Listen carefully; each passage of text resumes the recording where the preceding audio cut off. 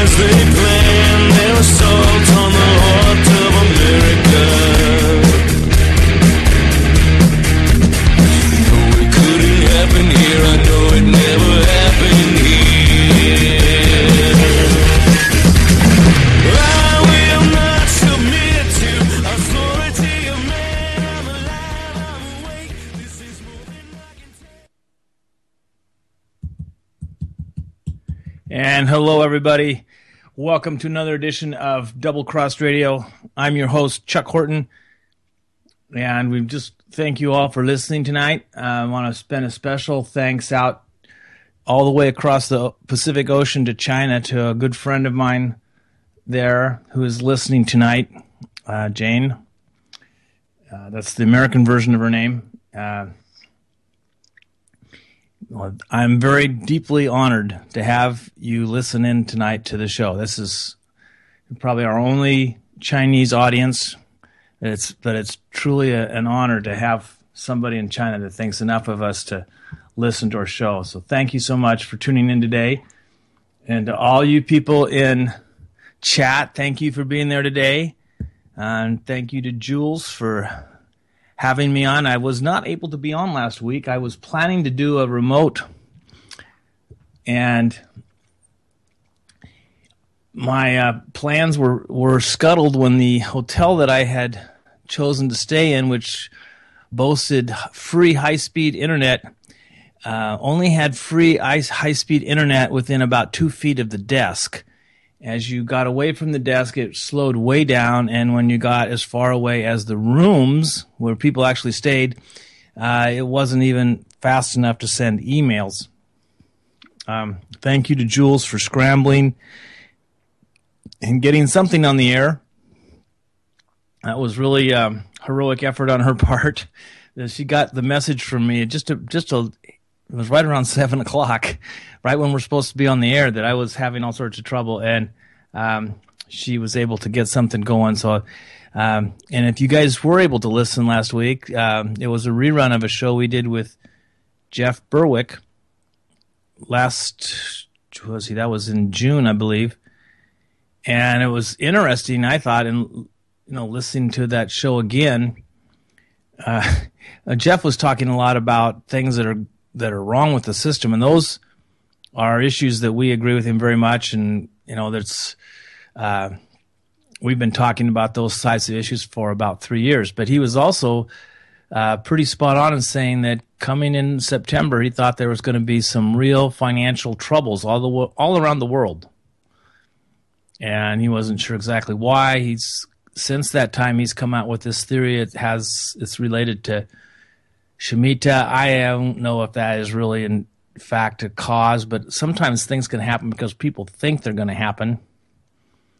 And our economic situation worldwide is such that it doesn't take too many people going in a certain direction to cause all sorts of bad things to happen. And I think he may have been onto something there. Not that there's anything about this 7-year cycle thing other than the fact that if enough people believe something and act as though something's going to happen, they can sometimes make it a self-fulfilling prophecy. And that may or may not have happened. We'll see. It was interesting listening to that. This was while he was gathering information and evidence about what he released that in the following weeks after that interview that we had, and it was just an awesome interview that I had a cancellation, and I was just scrambling I didn't have anything prepared, and I was scrambling for something to say, and he said he'd come on for a few minutes, and he was having such a good time, he stayed for the entire hour. And then he replayed this on his own YouTube channel, and last time I checked, it was well over 16,000 people had listened to it, which I thought was pretty awesome. I wish that I had kind of a cold at the time. I was kind of recovering from a slight cold, so I was coughing a lot, and it wasn't good audio, but it was an awesome show. The content was amazing, and every time I'm reminded of that show, I have to say thank you, Jeff. You were awesome that night, and you snatched victory from the jaws of defeat. Well, for everybody living in the United States who is probably above the age of 20 years old. Tomorrow is a pretty important day, 9/11. 14 years ago, I went to sleep on 9/10 and woke up early in the morning to news that planes had flown into the Twin Towers and they were being evacuated. Actually, I woke up, only one plane had flown in. I got to watch the second plane fly in live, which is a very unsettling memory. I don't like it. It's still kind of something I try not to think about. And that changed the course of history. That was just a big event. And for the last 2 years, we've had shows that were on the week of 9/11. Last year it was on 9/11. Then we had a show that was actually, we did a live remote from Playa del Carmen, and the same Jeff Berwick that was on the rerun that we ran when I had technical difficulties. He was on, and we talked about some of the things about the 9/11 official story that just don't add up.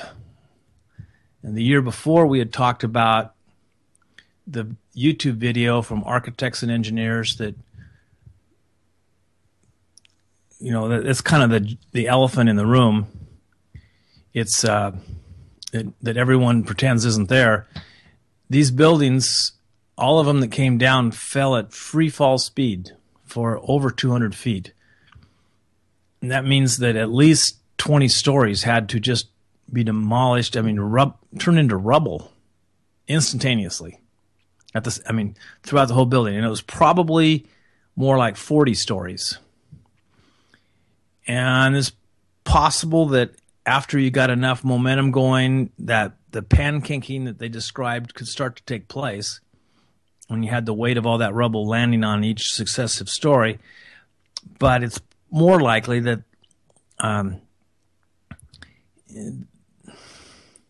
most of the buildings started to meet resistance towards the end because there was just so much rubble accumulating that it started to slow everything down. And it wasn't quite free fall speed anymore. Now, I use that term free fall speed. For those of you who weren't listening 2 years ago when we talked all about this, if you took a course in physics in high school, you learned about the acceleration of gravity. And really, this is not complicated stuff. You all remember the name Isaac Newton. He's the person that is famous for, people say he invented the concept of gravity. It really isn't quite true.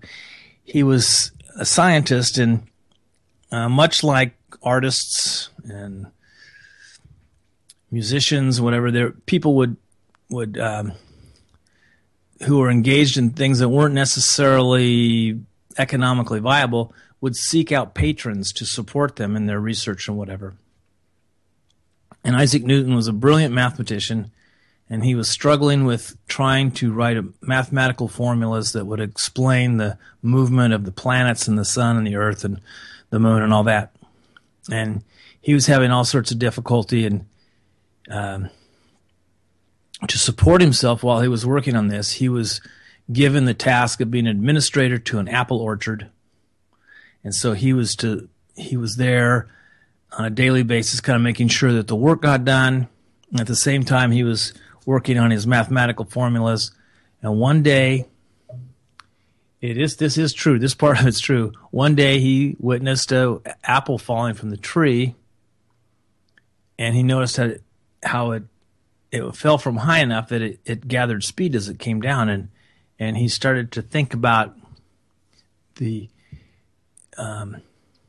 what happens when something is falling or it's in motion, measuring something's speed. And so he started doing more experiments based on trying to determine what the force of gravity was, how it could possibly be a force that kept bodies that are in motion traveling around the sun, or the as in the case of the Earth and the Moon, traveling around the Earth. And gravity could be that invisible string that holds that object that's in motion in an orbit that goes around that object.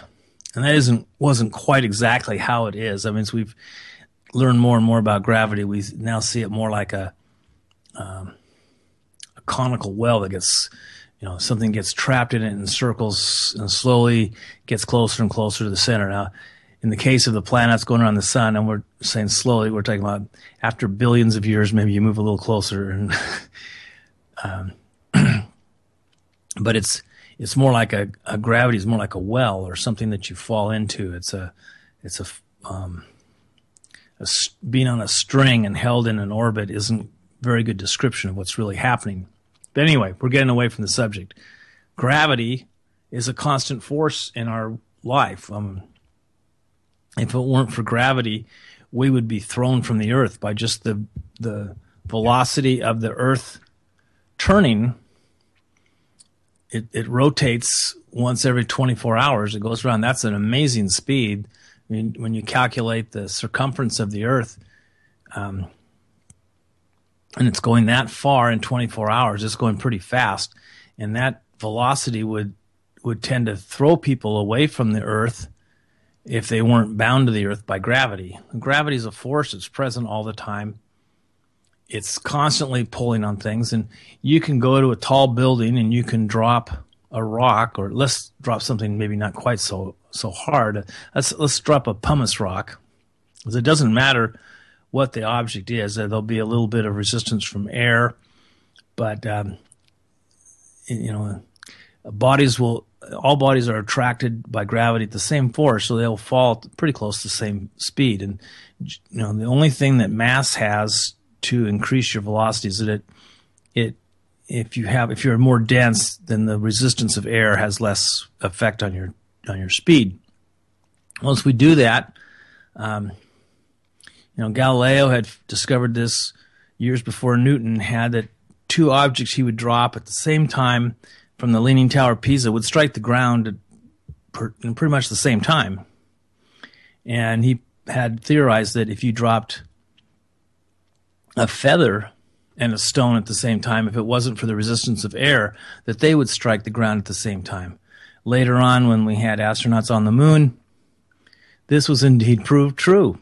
They dropped a feather and a stone at the same time, and they hit the surface of the moon at the same time. That means the absence of the resistance of air made the feather fall at the same rate that stone did.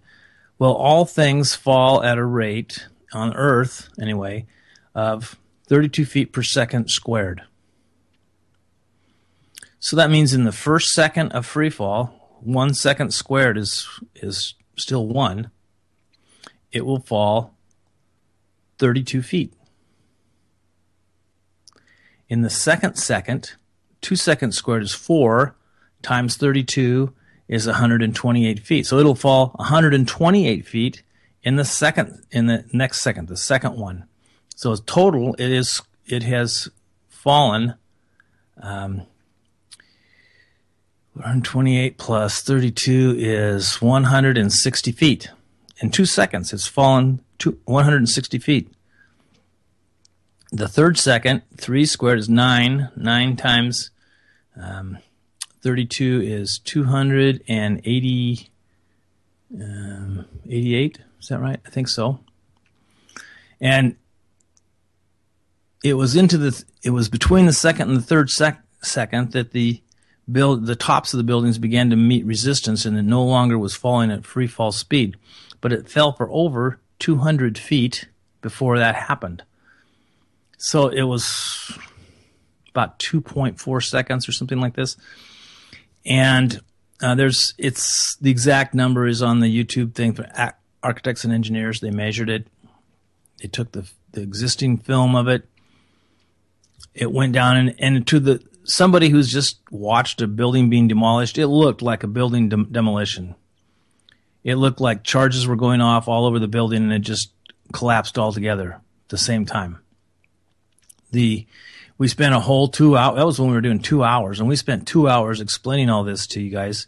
And I hope that you go back and find that episode and listen to it again, because it might be even better use of your time to check out the YouTube for Architects and Engineers for 9/11 Truth. That really has what happened on that day. And the official story is completely, you would have to be, you'd have to be somebody that didn't take high school physics to be able to buy that story. Gravity is not something that changes. It's a constant.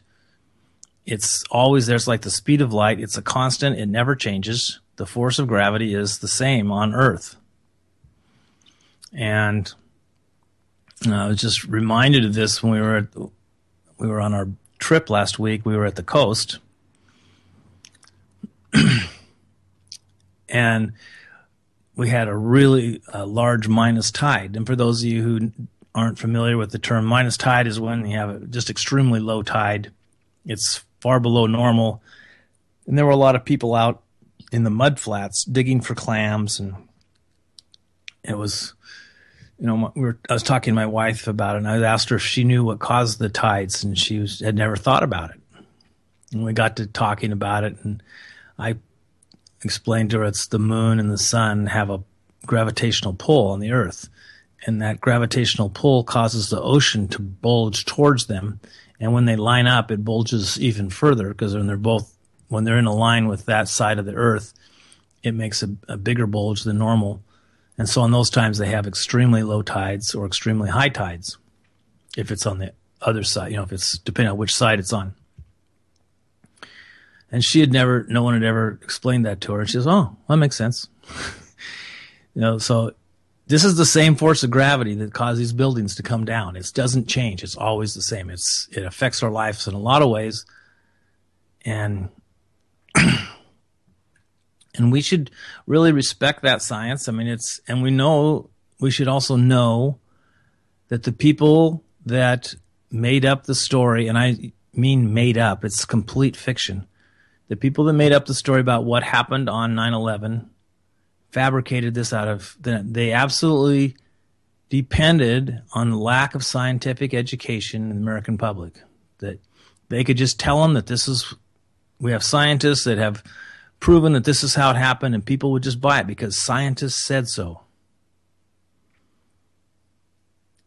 Because there's a consensus.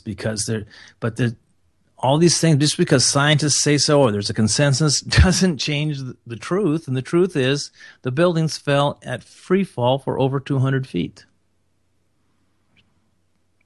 Now, our second year of dedicating our September 11th show, which will be in the week of that 9/11 falls, we talked a lot about, that was actually on 9/11, and it was amazing because I was in Playa del Carmen, Mexico, and I really love anybody out there that's considering a vacation. You can do a lot worse than Playa del Carmen, Mexico. That is a great place to take a vacation.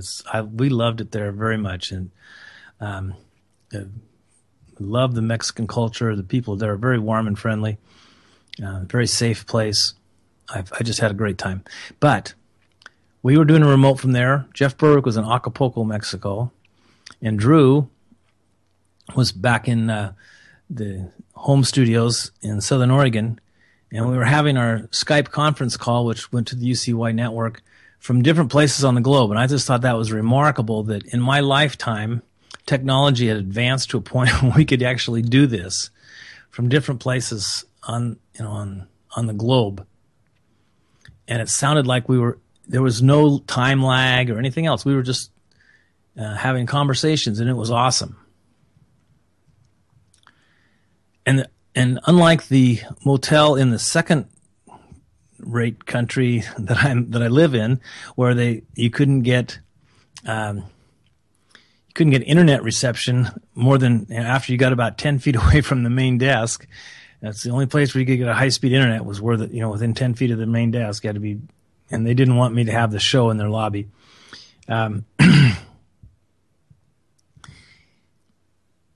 In Mexico, I was in a hotel, and I was a long ways away from the lobby, and I had great reception, and we had a great show. And yeah, it's a tourist place, but the place where I was staying on the Oregon coast was a tourist place too, and that featured free high-speed internet connections. And the place in Mexico said it had Wi-Fi available. It didn't say it was free also, but it didn't mention that. It just said, but I found that there was actually better connection, better service in Mexico, considered an emerging nation maybe, than I find in my own home country. And there's some places where there's probably better service. I know in my house I have great service, but I pay for it. So anyway, back to the subject. We talked about a lot of the other inconsistencies, a lot of other things that kind of make you go, like the fact that some people said, well, it's impossible this was a demolition of these buildings because it would have taken much too long to plan and execute plant charges in these buildings, and someone would have known that something screwy is going on. Well, that's could be a case, but it's also possible that maybe somebody was in charge of the security for the plaza where the World Trade Center buildings were, towers 1 and 2 and building number 7. It could be that somebody who's maybe in charge of security would kind of he was in on it, and he would allow people to come in after hours or in times when there wouldn't be a lot of people scrutinizing what they were doing. And he would allow those people to come in and plant charges, work on the interior part of the building where they'd be largely unseen anyway. And someone who did that, someone who was, like I say, in charge of security could even send memos around to the people in the red and saying something to the nature like, we're going to be doing some construction on these floors. If you hear any noises, that's going on. And just kind of, do almost like an intelligence operation where you try and shape people's thoughts and thinking, and the fact, that's that construction that's going on. And they don't have to say anything more. People, then it becomes normal to people that there'd be noises and there'd be people walking around with tool belts on, and maybe people they don't normally see on that floor, or they're coming out of corridors where only people who are authorized to go, because that's where the maintenance people go and things like that. And so they wouldn't question it because there was quote unquote construction going on. Well, anyway,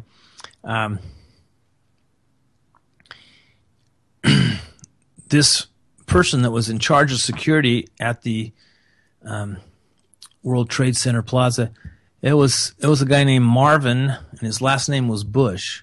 And yes, he was the president's brother.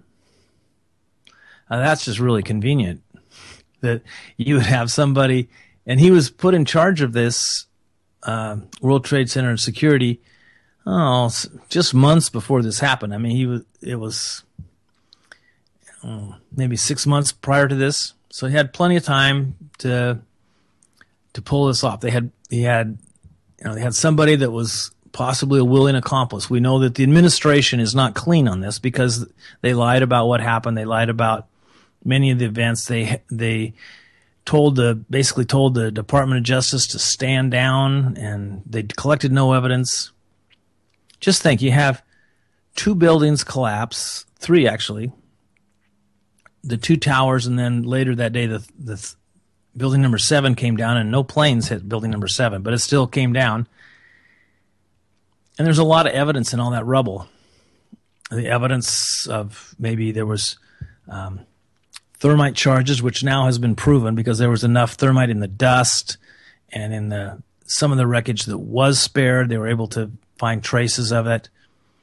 And some testimony that was taken outside or off the record. It wasn't allowed in the official investigation.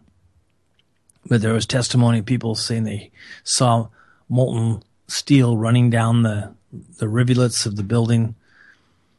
There were just lots of thermite, a nanothermite charge that would instantaneously melt steel for, let's say, 40 stories worth. Could cause all that rubble to start to crash down upon itself, maybe even the whole building. Who knows? But it's very possible that that's what happened. This would require a large number of people being in on it, quote unquote. And so there's a lot of theories out there that say of how it could have happened and this and that. And one of the major defenses of people who want to stand for the establishment story, which, I mean, you got to be a complete imbecile to believe that. And I'm sorry, I know there's some of you out there that are my friends that believe the government story, and how you can is beyond me. I mean, I really think that these are some of my friends who are in the Ron Paul Liberty Movement, and if you got to be smart enough to figure out that Ron Paul was the right guy, I don't know how you can be dumb enough to believe this story, because it is so hard to believe. I mean, you have to suspend belief in the physical laws of nature that we study and call physics. And I know really smart people. I was just having an argument with a man in May. His name was Al. I will leave off his last name because I don't want to embarrass him, but his main argument was, I believe the story the way it's been reported because I got a 4.0 in college and I'm a really smart guy. And so you have to take my argument. Just that alone gives me more weight behind my argument than anything you can say, because you didn't get a 4.0 in college, and he didn't even know that I may have got a 4.0 and he didn't know it, but actually I didn't. Al, you'd be right on that. I didn't, but it doesn't mean I don't have a high IQ. It doesn't mean that I know science frontwards, backwards, inside out, and upside down, and you don't.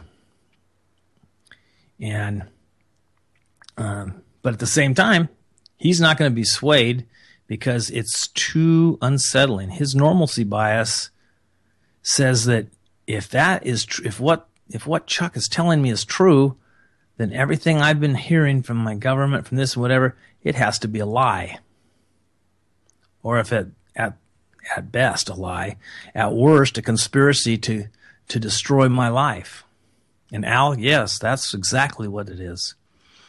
The government is using 9/11, they're still using it today, to destroy the lives of the people of the United States, to destroy this country. This is a war on terror. And just like the war on drugs created more drug use, and the war on poverty created more poverty, the war on terrorism is creating more terrorism. It's creating less freedom. One of the reasons that was always given for the attacks on 9/11 was that we were attacked because the terrorists hated us for our freedoms. Well, I got news for all you people out there. If the terrorists wanted to abolish our freedoms so that we would be more like them, they've won. And all you have to do is read the Patriot Act and say, how could this happen in a free country? All you have to do is take an airplane trip and say, how could this happen in a free country? Do you know that there have been over 400 TSA agents arrested for stealing the property of the people they were searching, the stuff they're searching? They've had over 400 of them arrested. They've caught 0 terrorists. And yet they still continue to ask for more funding, more expensive machinery. There is not one single person that they have apprehended.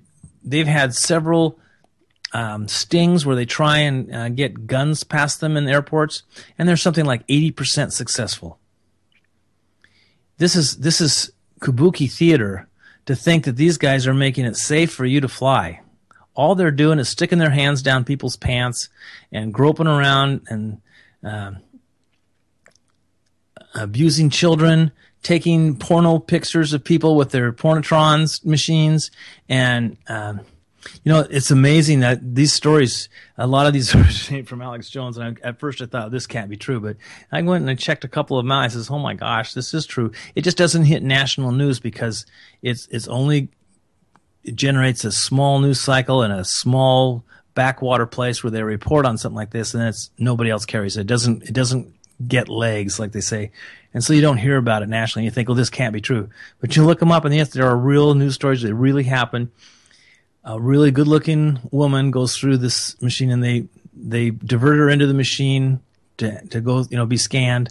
And my wife is a really nice looking woman. She always gets diverted into the machine, and it's just pathetic.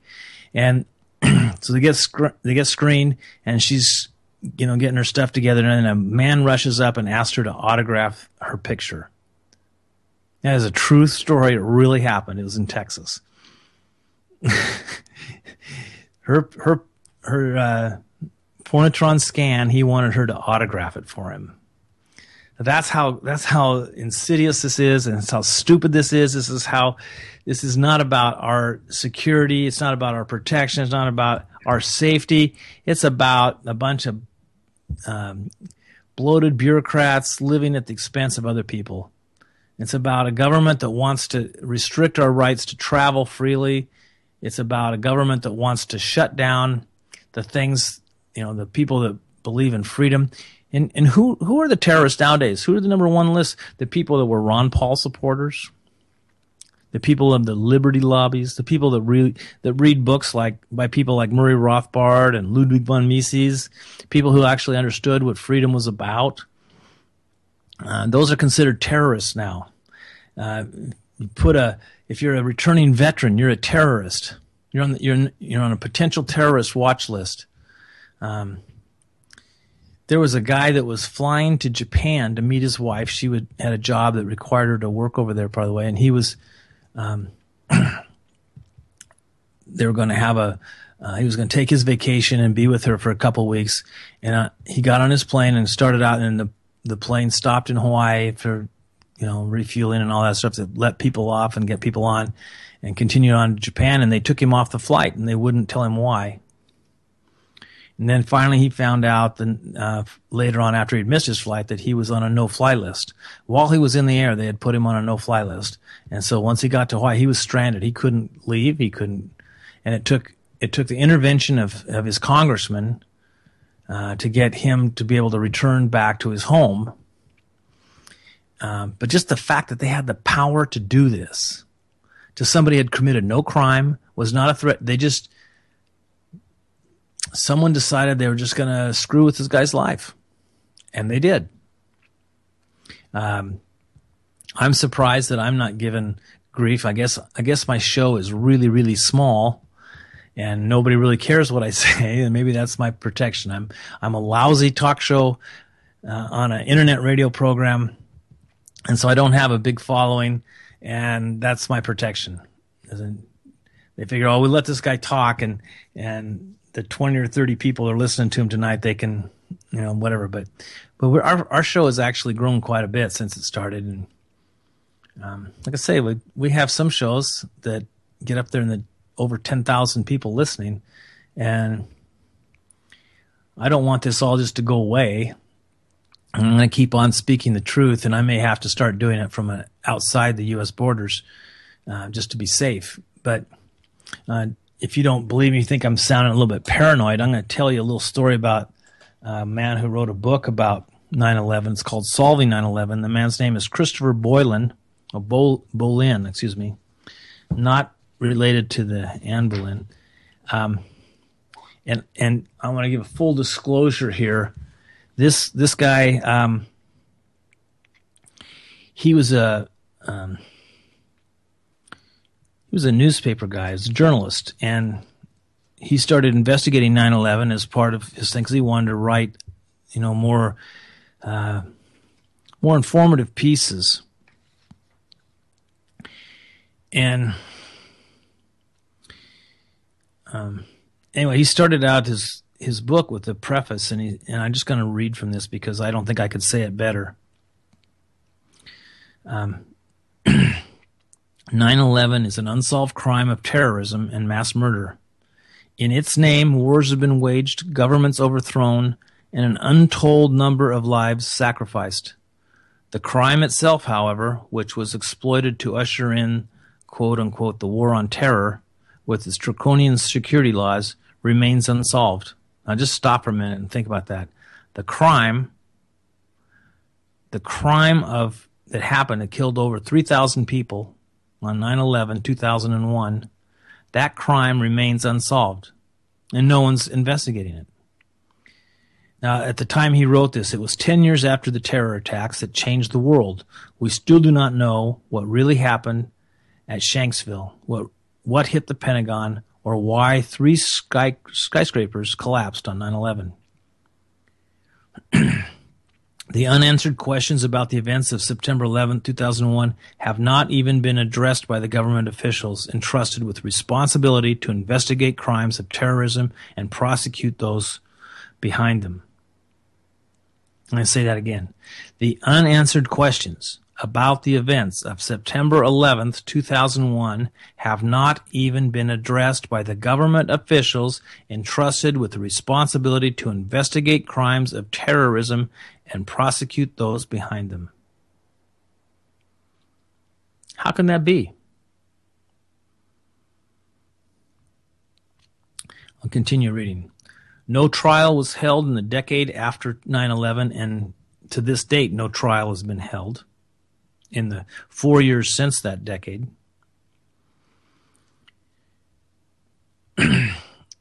And so no trial was held in the decade after 9/11 to determine who was responsible for the terror atrocity that killed thousands. They made claims that it was Osama bin Laden and Al-Qaeda, but there's never any proof. They came up with tape messages that the CIA declared to be authentic. Well, what if the CIA is in on it? I mean, there's a lot of evidence that the CIA was in on the assassination of John Kennedy. There's a lot of information out there that says the CIA was running drugs from Mexico and Colombia into the United States to fund all sorts of stuff. They were making billions of dollars for off-book operations, and they're a rogue agency that's out for their own good, and they've kind of given up on the United States. I don't know. There's no trial has ever been held. It is now very likely that there never, ever will be. The politicians and news media who should be demanding answers and accountability are not even interested in discussing the subject.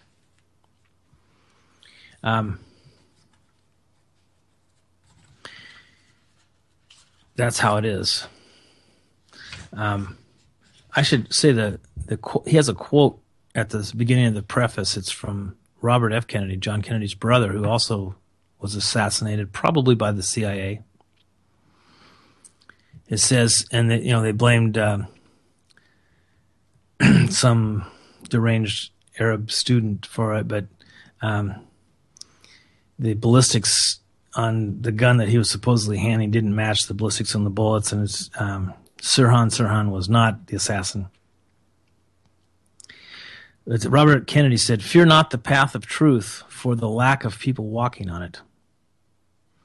So just because you're the only one walking on this truth, you're the only one that understands high school physics and starts to question what the official story is, don't be afraid to go out there and walk on that bridge because no one else is walking with you. That bridge is going to take you to the truth, and it's going to make you safer. Knowing the truth makes you safer. Believing a lie doesn't help you ever. So,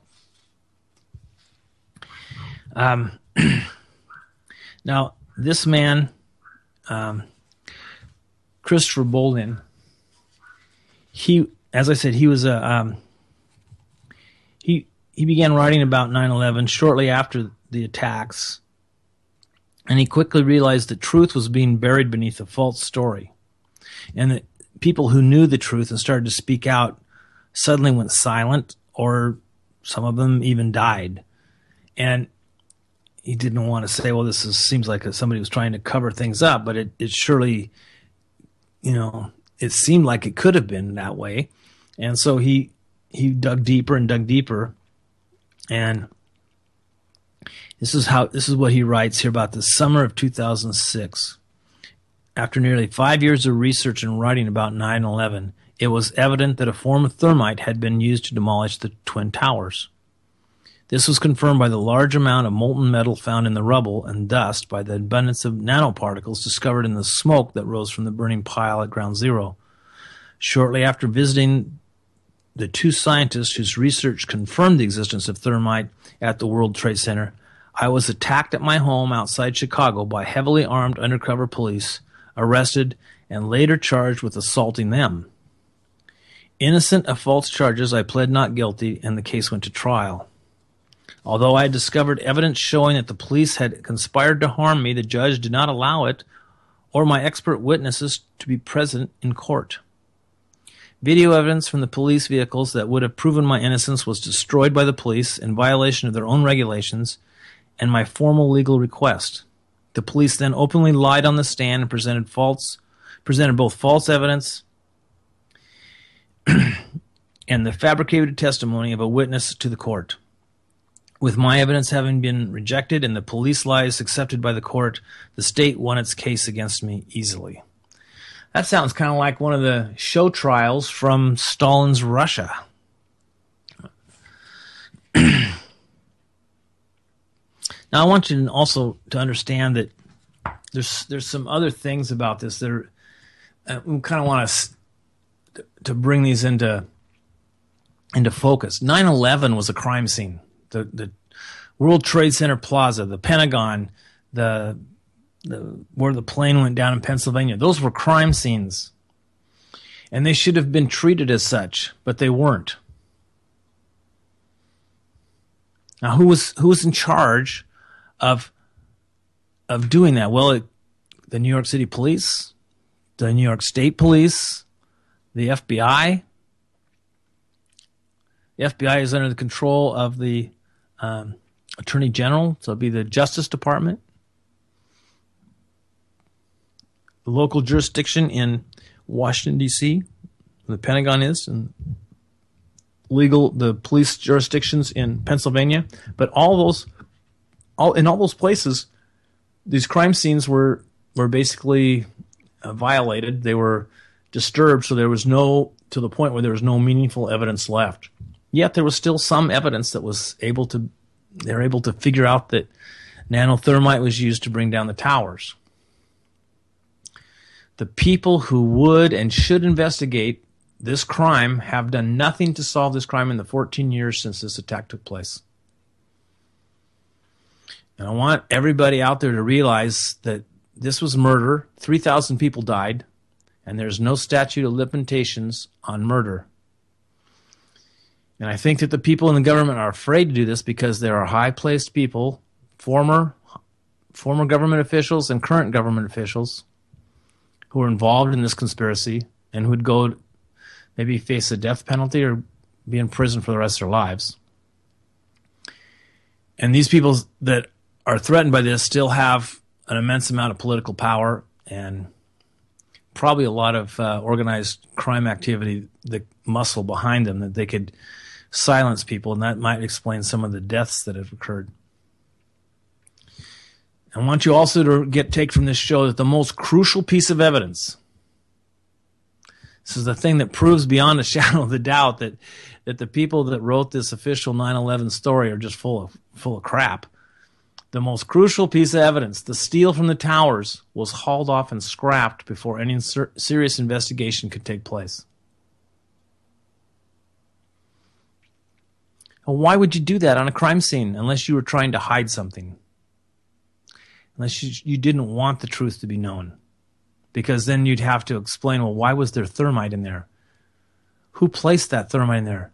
How did it happen? Who did that? Other important pieces of evidence were thrown away. Like, these were airplanes that flew into these buildings. They found numbered parts to these airplanes. Those numbered parts, in other words, each part has a serial number on it. Those parts could identify the planes that flew in the building. It would be part of a chain of evidence that could establish what happened. Apparently, those were not considered to be important to verify that the planes that flew into the building were indeed the planes that the people had boarded wherever they boarded them and had been hijacked. So why would they destroy evidence that could prove part of their theory? Maybe it didn't prove it. Maybe it disproved their theory. Maybe those planes that were hijacked were just taken someplace else and landed, and the people were asphyxiated or whatever. And the planes that flew into the building were radio-controlled planes, and They were controlled by a plane that was flying high above. That they called it the ghost plane that was there in New York that day. And the people were able to fly the planes into the buildings remotely.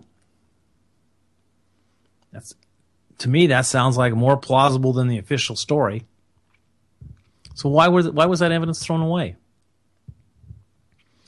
The Department of Justice stepped aside and allowed this destruction of evidence that would have made an investigation something that people could use to understand what had happened, and instead allowed a fabricated story that makes no sense stand as truth when it's obviously a lie. And if you want to know how many people still believe that lie, go out there and start trying to spread the truth. And you can, I got news for you. It's only about 3 to 4%. Maybe it's up to 15% now. And when I started doing this, it was about 3 or 4%. But there's very few people that really understand what truly happened. In fact, a lot of people will get mad. I had a guy threaten to punch me in the face. He says, my country would never attack itself. Well, maybe there are traitors within our government. People who want to, people who think hiring the ex-head of the Stasi in East Germany to be in charge of national security as a consultant is a good idea. People who think control brings prosperity and limiting people's freedom gives you prosperity. It gives the people at the top prosperity because they can just use you as slaves. You're just tax slaves or whatever. Well, anyway, Christopher Berlin was, in his trial, he was convicted of assaulting policemen in Chicago. And as a result of that, between the time he was convicted and the time he was to be sentenced, he fled the country with his family, and he took up residence in exile in Europe, and he began writing a book, which I read from the beginning of it for you to this show tonight. It's called Solving 9/11. Now, just because he writes a book doesn't mean it's the truth. There's a lot of things in here that are kind of hard to accept, and I know when I read it, I have to stop and go and do independent research and kind of confirm it. But I'm not very far into the book. I've been kind of busy. I planned to be done with the book about a month ago, and see if I could get him on the show to talk about this. And maybe next year I'll do that, because I think that his research has been very well done. And he says it was there's a group in the United States, there's groups in other governments, possibly Israel, possibly Saudi Arabia. He calls the groups Zionists. This doesn't mean they're all Jewish, but they all believe this. Zionism is more like a political ideology than it is a religion. A lot of them are Jews, but they I don't think they're exclusively Jews. I think some of the Saudis are part of this.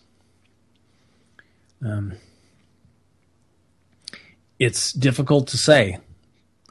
And those of you out there in the chat, I hope that you're, starting to question this, and you get a hold of the official report and start wondering how adults who are supposedly college educated could have gotten to a point where they would believe, these are the ones that wrote this report, they would believe that buildings could fall at free fall for over 200 feet without a demolition explosives being planted throughout the building. How it's possible for jet fuel, which burns at a lower temperature than is required to melt steel, could cause simultaneous collapse of all the girders and structures that are holding those buildings up. And how even if the fires could reach a temperature where it would melt steel, it could melt 20 to 40 stories worth of steel all at the same time, so it happened immediately at the same time. There is nothing in the official story that makes any sense. It's such an obvious lie. It's just incredible that no one in government has stood up and said, this isn't true. And that shows you how afraid they all are for their life, because they know to question this is to sign a death warrant if you're a government employee. If you're when Jeff Berwick was on last year, he said he knows 2 different engineers who signed the petition for architects and engineers for 9/11 Truth. And both of those engineers, after signing that petition, lost their jobs because the companies they work for would never get another government contract as long as those people were on their payroll. And so they still work as engineers, but for small firms that just deal with local projects and stuff, they were in pretty big engineering firms, and they lost their employment. That's one way they've shut people up. If you're in government, and you're in some kind of bureaucracy, if you start to speak out, well, you see what they do to whistleblowers. They call them traitors. And they have to flee the country to save their lives because they know that there's a good chance they could be knocked off. So people become like Edward Snowden's, and he's, even though he's fled and blown the whistle, he probably knows the truth, and he's still not going to say it because that would for sure mean that he would be on a death watch. There were several people who they're actually CIA whistleblowers. William Binney, I think it's another guy named Drake, and they resigned and tried to alert people that something illegal was going on in this organization, and they needed to be congressional investigations. And what happened? They were arrested and charged with treason, and they were. I think this guy's name was, it was Mr. Drake. I'll just call him Mr. Drake. I forget his first name. He was in charge. He had some documents at home that he still had after he resigned and went in the whistleblower program. And these documents weren't anything important, but they found out that he had them. And so retroactively, they made those documents top secret and then arrested him and charged him with treason. He had to prove himself innocent. And so, finally it was proved it was a sham trial, and there were still some brave people that stood up for him, and he was not prosecuted. But just think, this guy go to prison for basically having something that discusses the company picnic or something, which becomes classified information. And Hillary Clinton has unsecured email server, and she's in possession of things that were classified when she received them, and she has them in an unsecured position, which is a clear violation of the law and should put her in prison for the rest of her life. And she's walking around. No one's going to threaten her because she's got those people that are pulling the strings on this stuff behind her. And so I just want everybody to be clear on this. Become educated about this and stand up for the truth, and don't be intimidated by people that call you a traitor or unpatriotic. Well, how patriotic is it to stand up and support a lie? How is that loving your country, to support a lie that basically enslaves us all to a terror state, a police state? How patriotic is it to support something that can't possibly be true, and to take your children's future, your grandchildren's future, and flush it down the toilet by doing so? The patriotic thing to do is to question things that don't make sense, and to stand up for the truth, and to do your own research, because you can't trust the mass media. You can't trust they put out nothing but propaganda. They're no longer news organizations. They're like Pravda and Vestia used to be in Soviet Union. One of them's name meant the truth, and the other one's name meant the news.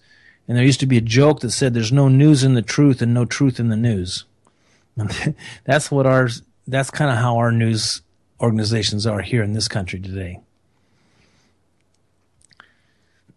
So we have a few minutes left.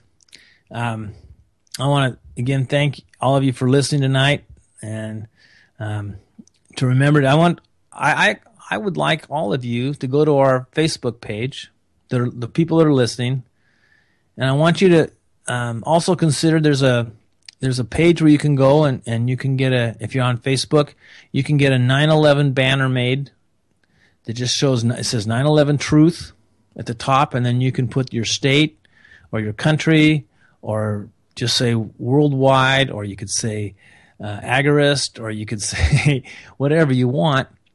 And just to let people know that, hey, there's other people out there like me. When they see those banners, all those people on the page that they have, it gives you strength to say, I'm not alone. There are more people walking on this road to truth every day. And if I'm really love my country and I'm really a patriot, it's my duty to go out there and to get more people walking on this road of truth. And so don't be afraid to speak out. But don't go to the gunfight without putting some bullets in your gun. And I don't mean this literally. I mean, you got to go out and get the information. You got to get the facts. You got to learn what happened. And you got to learn why it happened. You have to be a credible witness to the truth. You can't go there and just say, well, it couldn't have happened. I heard this on a talk show, and people will start laughing at you. Become your own authority, your own expert. This isn't rocket science. Well, it's kind of a little bit, but high school physics isn't rocket science. Let me tell you this. You don't need to have more than just a simple understanding of algebra. You don't need to know calculus to understand what happens. And the events that have transpired since then have greatly reduced the prosperity and the future prosperity of this nation. And you want to know what's causing all this economic malaise and collapse? It's the loss of freedom. Freedom is prosperity. Police state is poverty. There's no police state in the world that has economic growth. And that's where we're going. We're going to a complete police state, militarized police. I could go on and on.